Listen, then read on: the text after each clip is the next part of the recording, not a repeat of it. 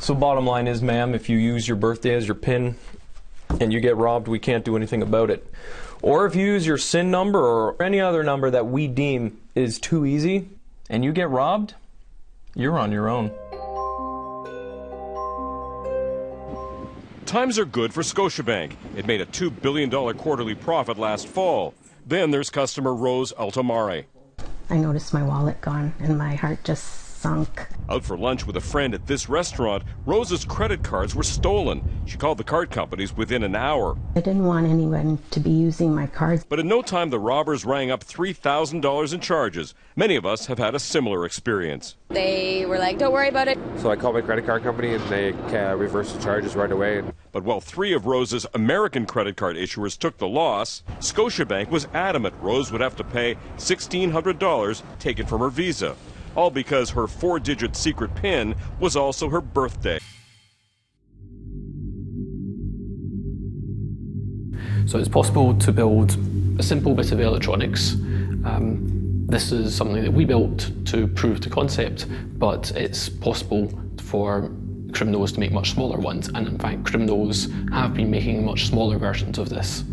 And what this device does is you put the card in to the device. You could put this up your sleeve if you want, and then it will trick the terminal into thinking that the PIN is correct by telling the terminal that the PIN is correct, but telling the card that there's a signature transaction going through, and therefore the card will never see any PIN, let alone the wrong PIN or the correct PIN. If your credit or debit cards are used without your consent, you should not have to pay for the losses.